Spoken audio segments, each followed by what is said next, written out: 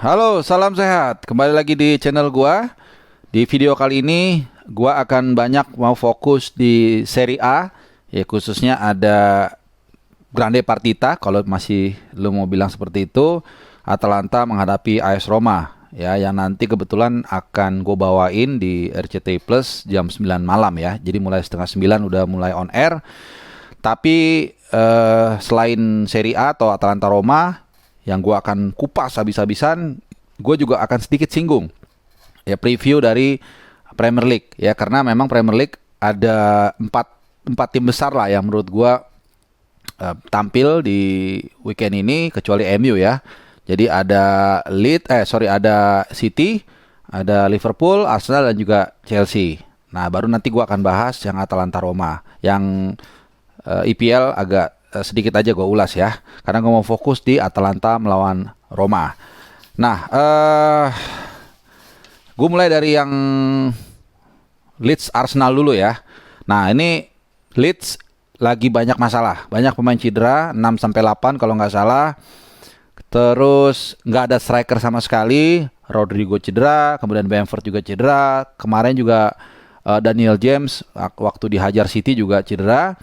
Dan satu yang ingin gue sorotin sebenarnya adalah seorang Joe Gelhardt ya. Ini pemain masih berusia 19 tahun, asal Liverpool, dan banyak fans dari Leeds yang ingin meminta dia untuk dimainkan nanti melawan Arsenal. Ya, kebetulan kalau kita main Fantasy League, gua juga kayaknya akan beli dia nih. Ini masih ada waktu sebentar lagi.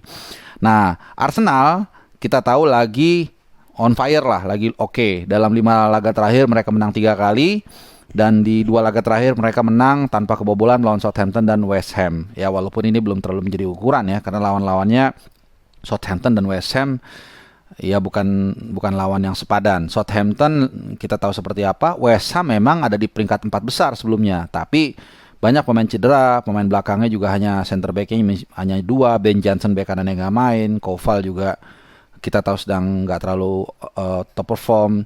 Jadi balik lagi, ini mungkin ujian atau juga kesempatan bagi Arsenal yang mulai mendapatkan touch-nya sedikit ya. Ya, Emil Smith Rowe kemarin udah bisa pulih lagi main dan cetak gol. Lacazette juga walaupun kontraknya habis juga menurut gue tampil sangat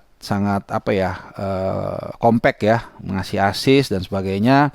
Isunya mungkin hanya soal kaptensi Aubameyang ya, yang kabarnya akan didepak atau akan diganti lah dengan beberapa kandidat lainnya. Ini penting karena kapten adalah juga penyambung ide-ide konsep dari pelatih ke pemain. Jadi kabarnya Tierney, Gabriel ini akan jadi kandidat utama sebagai kapten dari Arsenal ya. Yang menjadi tantangan adalah Tierney ini punya leadership yang kuat, tapi sering cedera, week in week outnya nggak rutin. Gabriel leadershipnya nggak sebaik Tierney, tapi relatif jarang cedera, jadi selalu bisa tampil. Nah, ini dari Leeds dan Arsenal. Jadi pertandingan yang sangat ketat, dan sedikit aja gue mau ulas. Mungkin kalau dari strategi ini akan menjadi menarik ya, karena Leeds ini adalah tim yang nggak kenal bertahan, walaupun ini menjadi buah si malakama buat mereka, karena lawan City mereka main dengan gaya mereka dan akhirnya dihajar 7-0. Nah, kita lihat lawan Arsenal yang juga punya kecepatan, apakah mereka bisa bermain hal yang sama, karena kalau iya, ini berarti kesempatan bagi Arsenal untuk meraup 3 poin sekaligus untuk semakin mengukuhkan posisinya di 4 besar, menjauh dari kejaran-kejaran lawannya, terutama Manchester United ya. Nah, sekarang kita ke City, Newcastle City. Gua rasa ini nggak ada isu sama sekali. 7 pertandingan terakhir di Liga disapu bersih sama City, dan mereka hanya kebobolan 3 kali ya dari 7 pertandingan, dari 7 kemenangan terakhir ini. Jadi sangat luar biasa. Ya gua rasa satu isu doang mungkin ya, Bernardo Silva yang nggak tahu fit atau enggak. Cuman katanya sih nggak ada masalah. Pertandingan sebelumnya waktu lawan Leeds dia memang ditarik keluar 1 babak ya. Jadi babak kedua awal dia udah nggak main. Tapi itu lebih kepada untuk menjaga for the long term gitu. Jadi Pep mengatakan Bernardo Silva sebenarnya agak nggak enak sedikit aja. Cuman dia pikir kan waktu itu udah unggul 3-0 kalau nggak salah. Jadi ditarik keluar untuk bisa tetap fit ya di festive period ini atau Boxing Day ya, karena setelah lawan Newcastle mereka akan menjamu Leicester City, kemudian di akhir tahun lawan Brentford, dan tanggal 1 mereka akan menghadapi Arsenal. Ini yang mungkin menjadi concern dari Pep untuk menarik seorang siapa sih Bernardo Silva di tengah pertandingan. Kemudian Chelsea, nah ini Chelsea menarik ya karena sedang goyang juga nih nakoda ya atau kapalnya. 5 pertandingan terakhir di Premier League hanya 2 kemenangan dan 2 hasil imbang, 1 kali seri. Dan terakhir mereka kesulitan melawan Everton. Memang kita lihat ya tanpa Kante dan Kovacic ini kelihatannya agak ngos-ngosan ini tengah dari Tuchel ya. Jadi sempat dia mau pakai Loftus-Cheek, Saul Niguez nggak terlalu jalan karena memang Saul Niguez juga sedang turun terus. Kemudian kemarin main Jorginho dan Loftus-Cheek juga. Ini Jorginho menanggung bebannya Loftus-Cheek yang memang bukan posisi aslinya ya. Dan juga Jorginho nggak tahu, katanya sih masih back pain ya. Jadi dia bermain dalam keadaan yang gue yakin belum terlalu fit 100%. Ya lawan Everton yang kita tahu juga lagi jompang-camping, tapi mereka kesulitan untuk meraih 3 poin ya. Walaupun penampilan dari Mason Mount dan kawan-kawan udah unggul duluan sebenarnya mereka, tapi bisa samakan di menit ke 74 ya lewat Brad White. Ya kita akan lihat ya apakah Chelsea mampu mengejar ketertinggalan poin mereka, karena saat ini di posisi nanti gua akan share di sini di papan atas itu ada City 41 poin, Liverpool 40, Chelsea 37. Jadi ada 4 poin dari pemimpin ya, dari City tertinggal. Kemudian yang terakhir Spurs Liverpool. Nah, ini Spurs Liverpool ini juga sama. Begini, Liverpool gue bilang sih sekarang lagi top perform ya, jadi nggak ada masalah. Firmino udah balik, Jota juga sehat, Firmansyah bisa oke. Ya paling nanti tinggal ngelihat siapa yang paling fit dan mungkin sesuai dengan taktiknya si Klopp ya, siapa yang akan ditampilkan di depan. Tapi Mane sama Salah gue pikir nggak ada isu. Mungkin tengahnya tetap Diego Jota dulu ya, Firmino mungkin tergantung nantilah, tergantung kondisi terakhir dan juga tergantung taktik yang ini diterapkan oleh Pep yang jelas ya. Kemudian di tengah Alcantara, Henderson mungkin akan menjadi andalan bersama Chamberlain, Robertson kiri dan Alexander TAA kanan seperti biasa. Nah ini belum tahu nih kita Virgil van Dijk apakah kembali bisa ditampilkan. Kalau enggak, kalau misalnya nggak ada masalah, dia sama Matip seperti biasa dan Alisson Becker di belakang. Jadi ini hanya soal konsentrasi. Gua rasa nggak Liverpool. Sama ini Spurs ini kan udah berapa pertandingan dia off ya karena COVID dan sebagainya, sehingga gue agak mempertanyakan competitiveness level mereka ya, apakah mereka masih bisa tampil seperti ketika tim bermain week in week out. Ini yang gue jadi pertanyaan. Kedua juga Harry Kane yang kelihatannya udah mulai ogah-ogahan, jadi ini kita bicara lini depan yang bermasalah, dan Reguilon yang keadaannya masih belum tahu ya apakah bisa main atau enggak ya, katanya sih bisa tapi mungkin enggak fit ya. Nah itu aja, gua agak lama dikit ternyata bahas Serie A, ini agak bahas Premier League. Sekarang kita ke Serie A, ini daging aslinya gue mau bahas Atalanta lawan Roma ya. Gue mau bahas secara umum dulu. Jadi ini 2 tim yang berbeda situasi, berbeda periode. Ya jadi kalau Roma ini kita tahu 90-an akhir sampai 2000-an ini tim yang sangat kuat, masuk dalam Magnifico 7 atau Magnificent 7 atau The Great 7. Atalanta belum apa-apa, tapi sekarang kebalikannya, 10 tahun terakhir Atalanta menjelma menjadi tim yang sangat ditakuti, bermain atraktif, dan satu yang menjadi kehebatan mereka adalah mereka punya scouting yang sangat luar biasa, dan ini diakui juga oleh Mourinho dan juga banyak pelatih-pelatih lainnya. Dan ini mengapa kekuatan mereka juga sukar untuk diraba. Dan ketika dia masuk Liga Champions, kalau nggak salah 2 musim lalu, banyak memperkirakan mereka akan kehabisan bensin. Nyatanya tidak. Kenapa? Karena memang mereka tidak mengandalkan satu pemain individu atau bahkan 2, tapi kolektivitas ya. Jadi ini yang menjadi kelebihan mereka. Nah, Atalanta dan Roma rekornya memang berpihak pada Atalanta. Kalau kita lihat 4 tahun terakhir, gue dari umum dulu ya, sebelum nanti ke materi pemain dan sebagainya. Jadi 4 tahun terakhir ini Roma kesulitan ya menang lawan Atalanta. Ya terakhir Roma menang lawan Atalanta itu udah lama banget, 4 tahun lalu lebih ya, Agustus 2017. Saat itu menang 1-0 di kandang Atalanta ya, di Stadion Atleti Azzurri di Italia lewat gol Kolarov. Nah, setelah itu Roma nggak pernah menang, dan ada satu pemain yang sebenarnya bisa menjadi pembeda, Edin Dzeko. Ini pemain yang paling banyak mencetak gol ke gawang Atalanta. 6 kali dia menjebol gawang Atalanta, tapi kita tahu Doi udah di mana sekarang ya.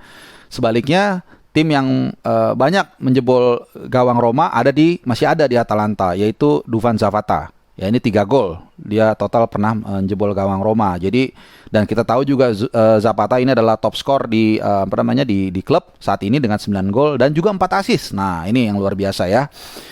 Kemudian oke, kita lihat dari head to head tadi udah. Kemudian pencapaian dari dua tim ini juga menarik kalau kita lihat. Sampai dengan Giornata ke-17 kalau kita bandingkan tahun lalu, ini terjadi perbedaan yang signifikan di antara dua tim ini. Ya, Atalanta sampai dengan Giornata 17 kalau di musim lalu mereka meraih 32 poin. Sekarang 37. Jadi improve 5 poin ya. Sekarang 37, tahun lalu 32 ya, dengan pekan yang sama. Roma dengan pekan yang sama, tahun lalu 34, sekarang 28. Jadi defisit atau declining 6 poin. Ya, jadi ini tantangan buat Jose Mourinho dan pasukannya untuk bisa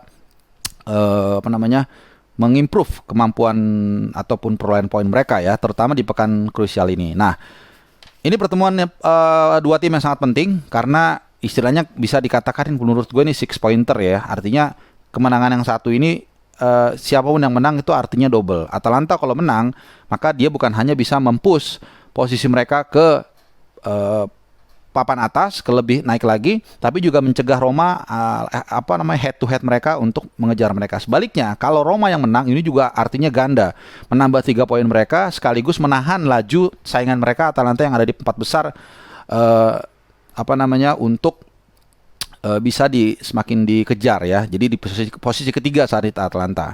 Nah, kemudian juga kalau kita bicara Atalanta lagi, mereka tentunya harus mulai terus memupuk poin demi poin karena Inter semalam udah menang berapa? 5-0 kalau nggak salah ya.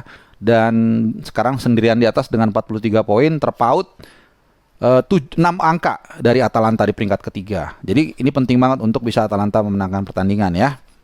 Nah, sekarang kita langsung ke pemain, oke? Gue mulai dari Roma dulu deh, dari Roma ya. Ada beberapa kabar baik, tapi juga ada beberapa kabar buruk. Ya, Smalling kabar terakhir bisa kembali dan Mourinho mengatakan walaupun dia nggak latihan, dia workout sendirian, terpisah, dia akan tampil. Ini yang mencetak gol kemarin lawan Spezia ya. Kemudian juga Zaniolo juga kembali. Nah, cuman gue nanti ada catatan satu terkait Zaniolo ya. Ini pemain yang sejauh ini belum ngasih assist dan ngasih gol. Cuman Mourinho selalu mempercayai dia.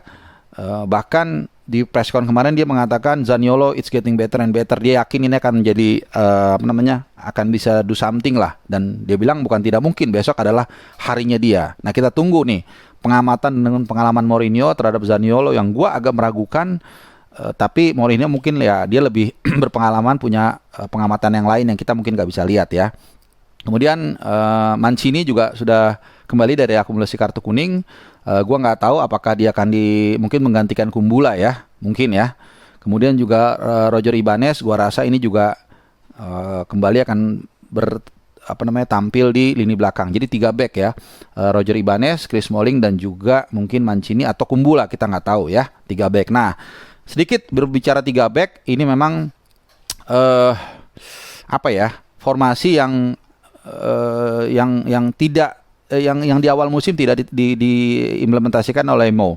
Di awal musim Mo mengambil atau menggunakan pakem 4 back, namun mereka mengganti setelah bermain melawan Bodo ya di November awal. Itu mereka main 2 sama, itu terakhir mereka pakai 4 back. Setelah itu pakai 3 back. Memang nggak langsung menghasilkan, langsung malah diajar Venezia 3-2, gue masih ingat ya. Tapi setelah itu memang agak sulit untuk dibobol, agak sulit ya. Tapi jadi perubahan ini ada ke arah yang baik, tapi belum cukup baik untuk membuat Roma bisa meraih poin demi poin dan masuk 4 besar. Ya mungkin kalau menurut gue ya, terupas ataupun aliran bola ke depan ini masih agak sedikit kurang oke.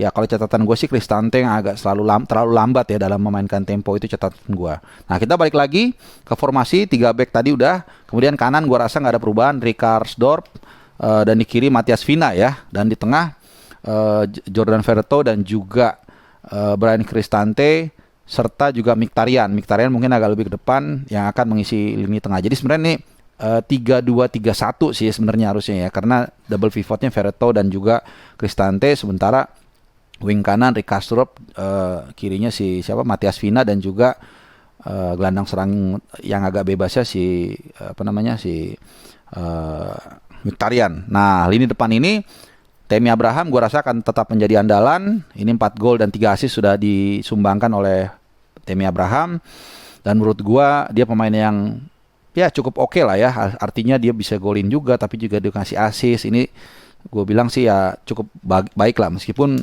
honestly gue melihat ya kalau dibandingin Zeko, gue lebih prefer Zeko sih ya. Tapi anyway udahlah. Nah, kemudian ada Borja Mayoral. Ini juga gue nggak tahu apakah kembali ditampilkan. Ini waktu lawan Spezia dia diturunkan sebagai starter ya. Kita belum tahu, tapi kayaknya sih digantiin sama Zaniolo kayaknya ya. Kayaknya kemungkinan besar. Nah, sama satu lagi Charles Perez sudah balik, tapi kita nggak tahu ya. Gua rasa dia dicadangin, mungkin dimasukin menit ke 70-80 kalau lawan udah mulai capek, karena lebih kepada speed ya untuk mengganggu ini lawan. Sementara kita mungkin sebagai Romanisti masih menunggu kehadiran Senior Spinazzola yang sudah sebulan terakhir kalau nggak salah latihan pemulihan, tapi memang traumatic healing yang ini agak lama ya. Pellegrini masih cedera, El Shaarawy juga masih cedera ya. Oke, itu mungkin dari AS Roma. Apalagi yang menarik dari Atalanta, sedikit gue singgung ya. Atalanta yang sudah balik ini Ruslan Malinovskyi udah balik dari akumulasi kartu. Ini pemain yang juga sangat cepat. Kemarin dia absen, digantikan posisinya sama Alexei Miranchuk ya, dan cetak gol juga ya ke gawang Verona, sama Tun Koopmeiners 2 gol. Nah, ini line up-nya gue akan lihat dari belakang. Juan Musso nggak ada masalah, ini udah 16 kali tampil sebagai starter. Kemudian nah 3 back ini Demiral dan Rafael Toloi gue rasa akan di sana. Sama nih pakai 3 back juga ya Atalanta.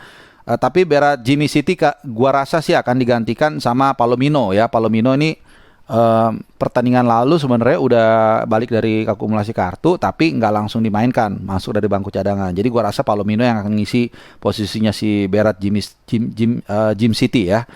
Itu kemudian di lini tengah duet Belanda ya, Martin de Roon dan juga Teun Koopmeiners gua rasa tetap akan kembali diandalkan oleh Gasperini. Kemudian di kanan Zappacosta nggak tergantikan. Nah, di kiri ini gua rasa karena Gosens masih cedera ya, jadi nggak ada pilihan lain. Maile juga nggak tahu nih udah bisa tampil atau belum. Jadi kembali pilihannya adalah pemain pinjaman dari Parma ya, Giuseppe Pezzella, yang mungkin akan kembali diandalkan di sektor kiri, sayap kiri ya. Kemudian di lini depan Dufan Zapata seharusnya sih jadi target man, dan didukung 2 gelandang serang dua Balkan lah gue bilang ya, Pasilik dan juga bukan 2 Balkan, 2 Eropa Timur atau Rusia lah, Pasilik dan juga Miranchuk ya, kalau nggak ada perubahan ya.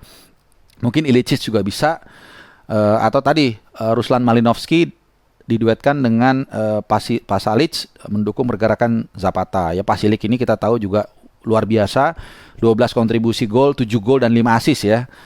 Jadi kalau nggak akan tergantikan, dan satu yang menurut gue kelebihan dia adalah dia mau bertahan juga. Ya, jadi ini pertarungan yang seru, pertarungan yang gue rasa akan terbuka, karena memang basicnya 2 tim ini bermain terbuka ya. AS Roma dengan dari zaman Zidane Zaman dulu, Atalanta juga demikian. Jadi kita akan berharap pertandingan yang seru, pertandingan yang terbuka dan menghasilkan banyak gol ya. Tapi kalau gue sih pribadi berharap Roma yang menang ya. Mudah-mudahan lah. Oke, itu aja. Gue agak cepet bahasnya karena gue mau buru-buru main basket, dan juga nanti siaran malam. Jangan lupa tonton di RCTI Plus. Gue siaran nanti Atalanta lawan Roma mulai pukul 8.30 waktu Indonesia Barat. Tapi kick-off-nya jam 9. Oke, sampai di sini aja perjumpaan kita kali ini. Dan sebelumnya gue mau menutup, gue akan minum dulu ini dia. Ini es jeruk. Kenapa gue mau minum es jeruk? Ini jeruk asli, jeruk Medan, diperes, dan seperti biasa gue mau ngasih tau lu supaya vitamin C ini penting. Lu jangan lupa mengasup atau minum-minum yang sehat lah seperti ini. Sering-sering mungkin, gue juga udah melakukannya. Setiap treadmill gue biasanya minum ini. Ini bukan iklan ya, supaya kita tetap sehat. Jadi bukan hanya di mulut, olahraga, minum yang sehat, makan yang sehat, dan juga tidur yang cepat. Dan juga jangan lupa nonton bola. Oke, thank you udah nonton. Sampai jumpa nanti. Salam sehat, ciao.